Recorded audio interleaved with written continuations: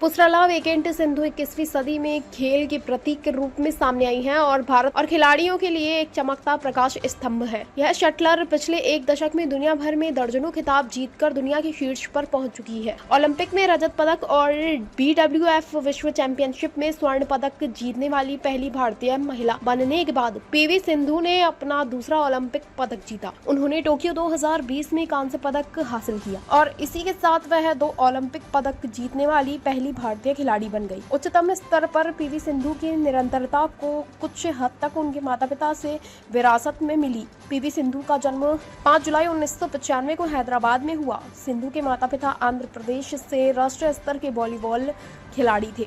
सिंधु की जिंदगी में खेल का अस्तित्व उनके जन्म से पहले से ही था, जबकि उनके माता पिता वॉलीबॉल खिलाड़ी रहे होंगे। कोलेला गोपीचंद को एक्शन में देखने के बाद ही सिंधु ने बैडमिंटन को अपने लिए चुन लिया और 8 साल तक वह नियमित रूप से खेलती रहती। जल्द ही कहानी बदलने वाली थी। गोपीचंद के साथ PV सिंधु ने उनकी एकेडमी में शामिल हो गई थी।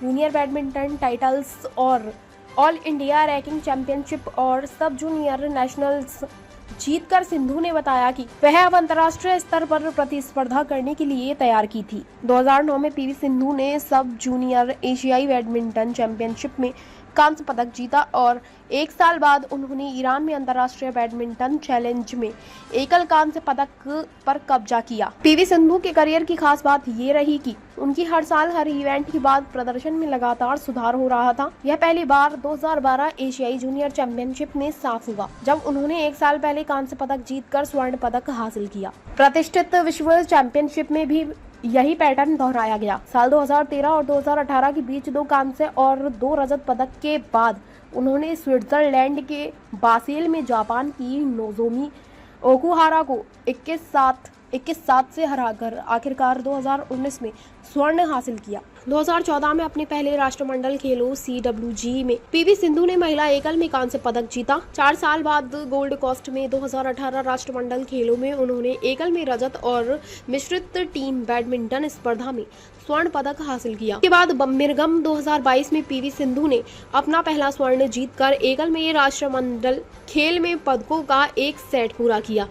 PV सिंधु रियो 2016 में अपने ओलंपिक करियर के उच्चतम शिखर पर पहुंच गई थी।